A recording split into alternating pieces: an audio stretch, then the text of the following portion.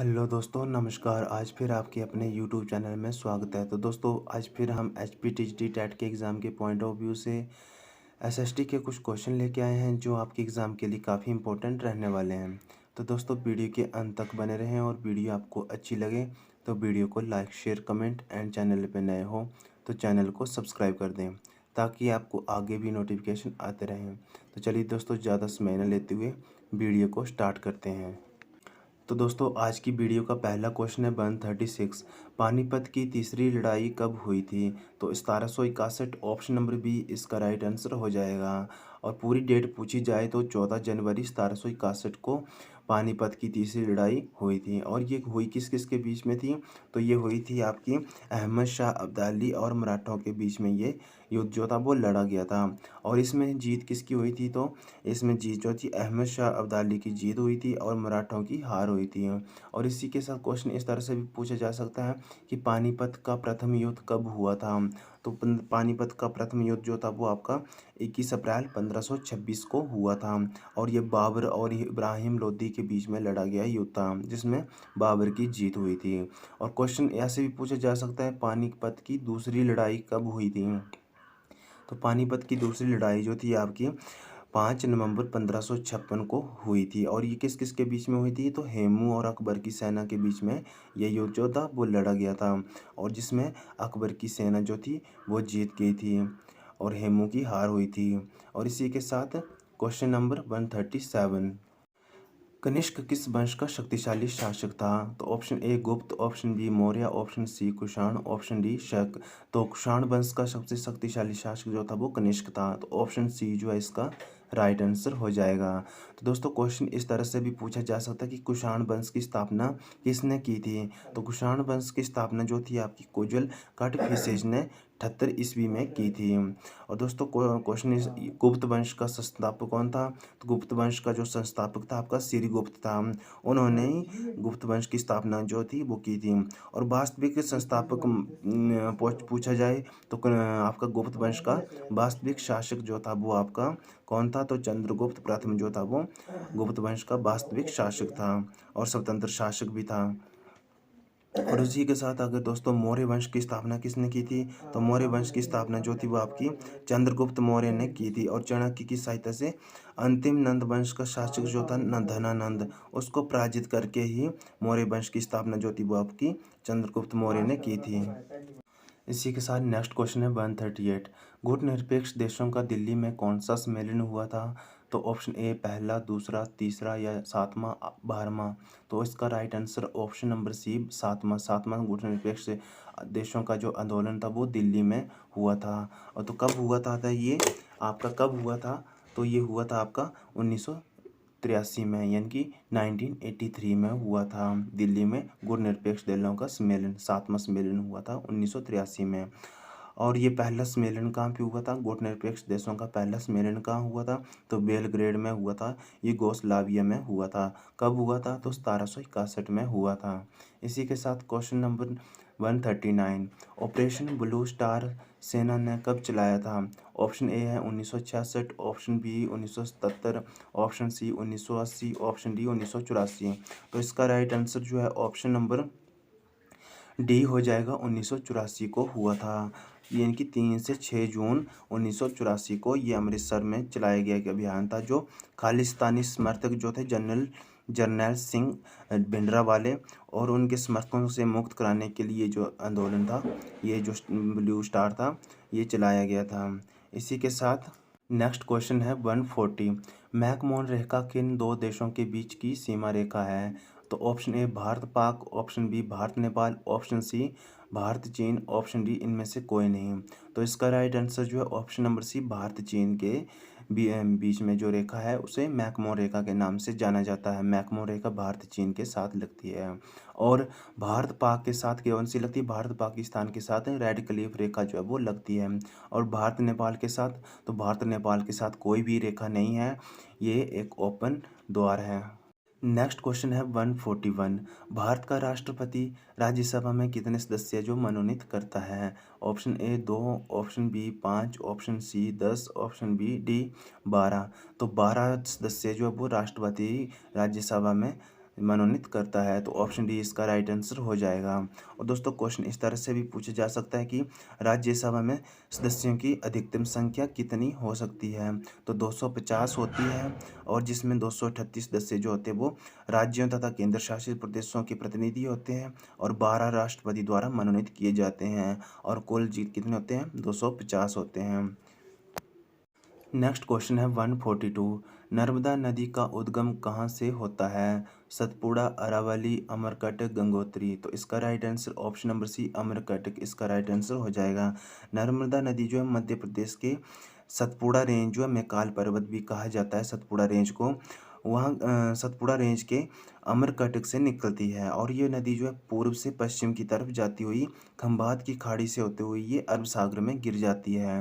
और दोस्तों अरावली पर्वत की बात की जाए तो अरावली पर्वत जो है ये राजस्थान के पश्चिम में स्थित है, और ये पर्वतमाला जो है भारत की सबसे पुरानी पर्वतमाला भी है। क्वेश्चन इस तरह से भी पूछा जा सकता है कि भारत की सबसे पुरानी भारत की सबसे पुरानी पर्वत श्रृंखला कौन सी है। तो अरावली जो वो सबसे पुरानी पर्वत श्रृंखला है, जो राजस्थान को उत्तर से दक्षिण की ओर 2 भागों में बांटती है। और गंगोत्री कहाँ पे है, गंगोत्री आपको पता है ये उत्तराखंड में है, जो गंगा नदी का उद्गम स्थल है। नेक्स्ट क्वेश्चन है 143। ग्रीष्म ऋतु में उत्तरी मैदानों में बहने वाली पवनों को क्या कहा जाता है। तो व्यापारिक पवनें, मानसून, लू या काल बैसाखी। तो ऑप्शन सी जो है वो आपके लू इसका राइट आंसर हो जाएगा। लू जो है आपको पता ही होगा मई जून के महीनों में सबसे गर्म हवा चलती है, जिसे हम लू भी कहते हैं। और मानसून की बात की जाए तो मानसून जो है आपको पता होगा कि भारत में कब प्रवेश करता है। तो 15 मई के बाद जो है भारत में प्रवेश करता है मानसून। और सबसे पहले भारत में मानसून का आगमन किस स्टेट में होता है। तो केरल राज्य में जो है वो मानसून सबसे पहले पहुंचता है, और ये दक्षिण पश्चिम दिशा से होते हुए ये भारत के उत्तरी भागों तक फैल जाता है। और व्यापारिक पवनें की बात की जाए तो व्यापारिक पवनें क्या होती है। तो व्यापारिक पवनें दक्षिण अक्षांश के क्षेत्रों यानी कि 5 डिग्री से लेके 30 डिग्री उत्तरी दक्षिणी अक्षांश से लेके यानी उपोष्ण उच्च वायुदाब कटिबंधों से भूमध्य रेखीय निम्न वायुदाब कटिबंध की ओर दोनों गोलार्धों में वर्ष भर निरंतर प्रवाहित होने वाली पवनों को व्यापारिक पवनें कहा जाता है। और ये पवनें जो होती वर्ष भर एक ही दिशा में बहती है, जिन्हें अंग्रेजी में क्या कहा जाता है तो ट्रेड विंड्स भी कहा जाता है। और इनकी दिशा जो रहती है वो पश्चिम से पूर्व की दिशा में ये पवनें जो है वो बहती है।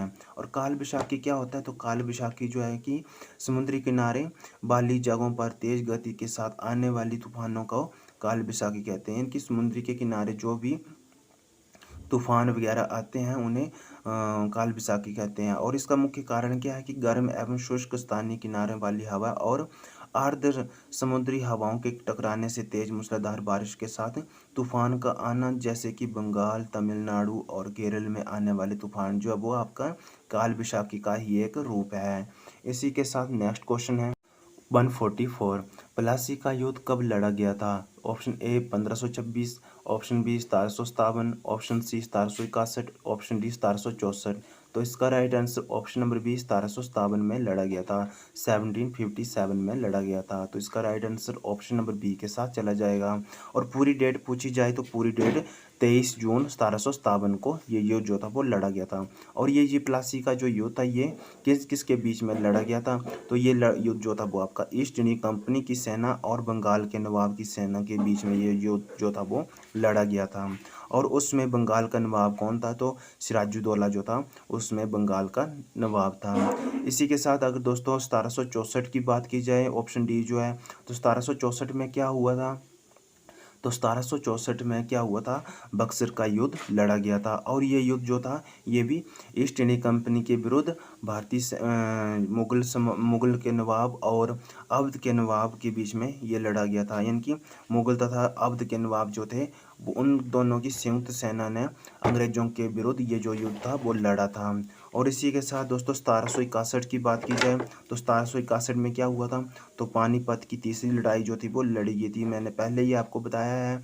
और दोस्तों अगर 1526 की बात की जाए तो 1526 में भी पानीपत का जो था युद्ध लड़ा गया था। कौन सा युद्ध लड़ा गया था? तो 1526 में पहला युद्ध लड़ा गया था और 1556 में दूसरा युद्ध लड़ा गया था और 1761 में पानीपत का तीसरा युद्ध जो था वो लड़ा गया था। नेक्स्ट क्वेश्चन है 145। मलिक कफूर इनमें से किसका प्रसिद्ध सेनापति था? तो ऑप्शन ए अलाउद्दीन खिलजी इसका राइट आंसर हो जाएगा। नेक्स्ट क्वेश्चन है 146। बुलर झील किस राज्य में स्थित है? Option A Orissa, option B Bihar, option C Jammu Kashmir, option D Gujarat. तो इसका right answer option number C Jammu Kashmir में हो जाएगा। जम्मू कश्मीर में ये बुलर झील है जो मीठे पानी की सबसे बड़ी, भारत की सबसे बड़ी मीठे पानी की जो झील है वो जम्मू कश्मीर में बुलर झील है। और इसी के साथ जम्मू कश्मीर में और भी झीलें हैं जिनका नाम है डल झील, नागिन झील, मानसवल झील। ये सारी झीलें जो आपकी जम्मू कश्मीर में हैं। और बिहार की बात की जाए तो बिहार राज्य में कौन कौन सी झीलें हैं?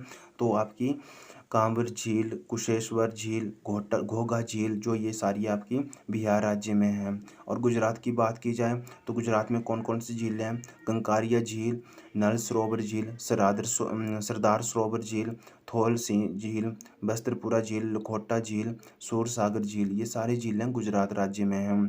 और उड़ीसा की बात की जाए तो उड़ीसा में आपको पता है कौन सी झील है? तो चिलिका झील, लैगून झील जिसे बोला जाता है भारत की सबसे बड़ी लैगून झील कौन सी है? तो चिलिका झील है जो खारे पानी के लिए सबसे प्रसिद्ध है।